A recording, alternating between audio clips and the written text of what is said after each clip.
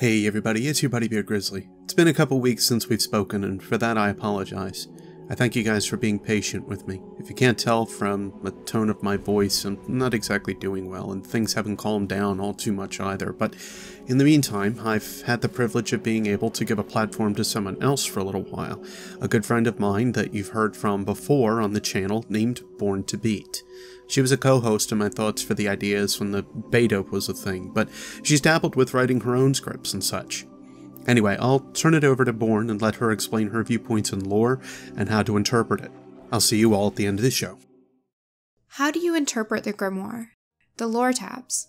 Do you read it as a player or do you read it as a guardian? Have you ever considered that question? Because it's gotta make you think. How do you read it? After so many polarizing viewpoints in the Destiny community, it got me thinking. There are certain lore tabs that seem mocking. Destiny is an amazing platform for open thinking and interpretation in general. You can look at something and just come to multiple conclusions based on even a single image. I'm looking at you, poster for the next DLC coming next year, and looking at how it has some lore gentleman in a fierce Twitter battle. Anyways, it all leaves such an open interpretation in so many ways. That is what is so amazing about it. If it didn't do that, our lovely lore masters would be a little sad, I bet. And that's one reason why I'm so in love with Destiny and its story, regardless of what issues there are. I try to remain positive. I try so hard to be positive when it feels impossible. Let me get to the point that I'm trying to make. Is the lore there for the player to interpret, or is it for the guardian to learn from? Let's separate this idea that the player is the guardian simply because, let's be real, it's a different world, and as immersed as you can get, it can only go so far. The obvious separation is the fact that we can interpret the story and lore as the player from an outside view, because we are only given a strict point of view to follow. A guardian, in the universe, has much more intimate knowledge on how things work and connections, simply because they exist within the universe itself. So let's keep that in mind, focusing on two very witty lore entries that caught my attention. Just sit down and think about what you're doing. A big white ball rebuilt you from nothing, guided your civilization, transformed you. Didn't tell you why, did it? Doubt it mentioned the omnipotent space anathema that's coming to kill you and your dog and your whole soccer club either. But what's a little genocide between friends? Maybe you don't care. A gun never stops and wonders if things are more complicated. It just shoots. It's also possible that I'm trying to get inside your head. You're a hero with a cape and a gun and a bike. You're gonna live forever. Who's got time for doubt? Fight the darkness, yeah. You know what I'd call dark? In the sense of grim? On the sense of cosmically upsetting? A universe full of weaponized puppets enacting a genocidal war against the servants of a rival god. Is this making you uncomfortable? I'm sorry. I'll be more evil. Boo. Grr. I personally love everything about this. The sass, the questions it asks, the way it makes you giggle, or is that just me? Either way, this card is just so full of personality. I'm not going to debate what personality that is, because I haven't the first clue. But one thing I know is that this card is very judgmental. But of who? Let's start with the player's point of view. Ow, right? It is mocking us as the player, calling us blind followers in a game. We don't ask why enough. We don't question what the game is truly about. Sure, there's people like us that question things about the lore, but what is the percentage of all players that do that? And it's not like we can exactly stop following the status quo and just question everything in the game either. We have to follow blindly to the orders presented to us because it's how we progress in the game. Why fight it? As a player, you are exactly what this personality is mocking, and that is such a negative way to look at it. As a lower player, can I call myself that? I don't care at this point. Call me what you want. I took this a whole different way though. I took that as a sort of nod at the lore community as a whole. Sort of like, hey, good for you. You actually asked the age-old question of why. Reading as the player, you see comments that make it seem like it's mocking why we even should ask why. To progress the game, as I pointed out, you have to follow the orders that are all based around the Traveler and what the Vanguard and others determine we should do to help the Traveler out. So we do it to get to the next point in the game. So we can ask why all we want, but it doesn't change how we play the game. We still have to. Just to get to the next point, we would want to ask why.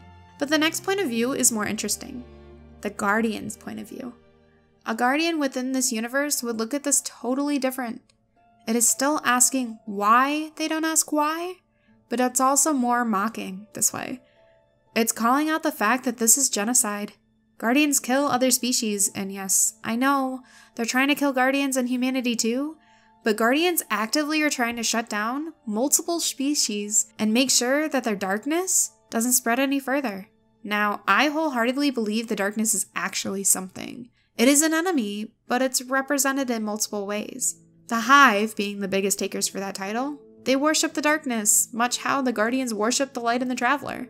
Yes, I will compare Guardians to the Hive. The Cabal follow their own leaders, such as Gaul or the Emperor. They have their own agendas that happen to be seen as evil, mostly with Gaul trying to steal the light from Guardians and all. The Fallen are just really angry that the Traveler abandoned them. Now, of course, we don't know exactly why it did, but it did, so they're pissed off. The Vex. They're a whole different story. They just want convergence, where there is not light or dark, just logic. Simple, pure logic that fits a pattern without fitting to some force of nature or cosmic law. Guardians eradicate these species to make sure they are stronger, to make sure they are better. This helmet is literally saying, oh hey Guardian, you are committing yourself to a genocidal war and are following a giant orb in the sky who reanimated you from the dead to fight for it. It never said why. It never did much of anything else than make sure you could rise up and fight for it. It calls the Guardian a gun, a simple weapon of mass destruction. The gun never asks why. So why should the Guardian? It mocks Guardians and basically is saying that they are unable to think for themselves, to act on its own will for the protection of people, the city, things that it knows it should fight for. Guardians play soccer. It literally is mocking the fact that it's a major pastime for them. Like, look at it this way. Guardians don't do much else besides fight for a giant white orb in the sky, play soccer, and throw themselves off of very tall buildings for fun. Well, they also kill each other. Let's not go there. That's a whole different moral dilemma. The helmet is admitting to trying to get into the Guardian's head, to play the strings to make them feel wrong about all of this. It then goes on to mark the darkness itself. Now, this is interesting. It calls Guardians dark. It calls them grim. It basically calls them evil. But why would it proceed then to say, oh, I should go back to being evil myself? Grr, boo. Who is the personality that this helmet represents? That's a question I'd love the answer to personally. Moving on. Oh, bearer mine. What kind of talking skull would address its host that way? A stiff, stuck-up old fossil? Not me. Omkara. The illusion that one's ego depends on an object or a body. Some people say you should have no Omkara. Some people say you need to have the right Omkara. All I know is that you are not an illusion. Understand? This world around you, the people you meet, they're a little thin, right? Cardboard and drywall. Cheap theater. Come on, try it out. Say, I am more real than this. Feels good, doesn't it? I am more real than this. Isn't it like their insults and their bullets just went a little soft? I came to find you, only you, because you're special. You're from somewhere real, and together we can burn our way back there. Can't we? Oh, player mine. This, on the other hand, is a bit more obvious. Not in the sense that it makes sense, but more so because it actually points at the player more than the Graviton forfeit does by actually saying player.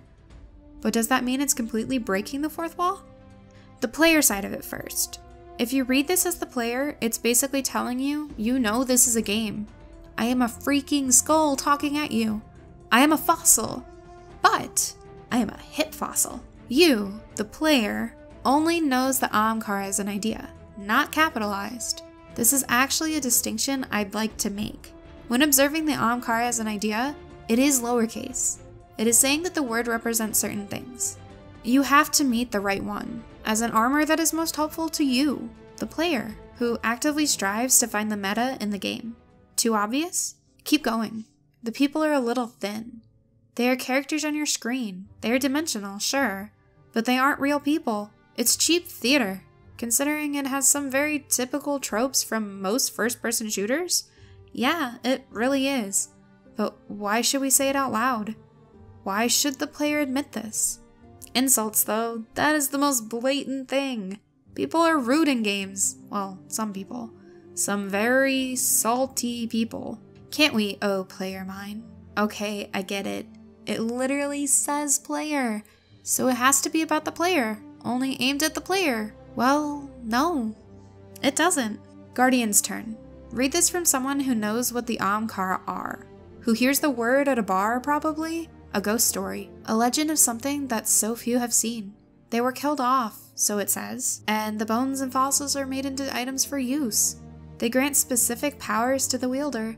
Looking specifically at this item, that's true, right? Why does this skull talk to the Guardian? It's part of the magic? Now obviously magic exists. Look at warlocks, I mean. Well, okay, that can be argued. The skull though, it is one bitter old skull. Saying it's not stiff or stuck up, it's old, obviously, if it's from the Omkara. So it's saying that the other Omkara bones are more grumpy old man-like. But this skull, this one right here, it's hip and in with the modern times. He's the hippest of the bones around. This skull. Omkara, the illusion. What is the Omkara but a legend to tell? There are legends surrounding who has killed them and who has seen them. Xur specifically deals their bones out often. And that's a whole different thing to talk about. The Nine, Omkara. Yeah. The Guardians, though, would see this as the fact that some people most likely do say that Guardians should not use the bones as armor, and that they should just leave it well enough alone. The powers obviously outweigh those thoughts to a Guardian, or this conversation wouldn't even exist. And Guardians would have to talk to each other about armor, so others will tell them that specific items to use and how to use them. Opinions will exist within the universe, because it's a whole culture and community in itself. The skull goes on to explain that the Guardian is not an illusion, because many think that the Omkara were, or just a weird way of saying that this specific Guardian is special. It's made pretty obvious our Guardian is special. Everyone says it, but no one specifically tells the Guardian in what way, but they just accept it. But it would explain why everyone else would seem thin, and why it would seem like the whole thing is just cheap theater. The Guardian does seem to be a little bit more there. Even just the fact that they seem to be the only one that actually goes out and does something. And then again, all of the other Guardians are just other versions of our Guardian. That's way too far into this. Anyway, the insults and bullet went soft. Guardians are essentially unable to die. Well, in very straightforward ways anyway.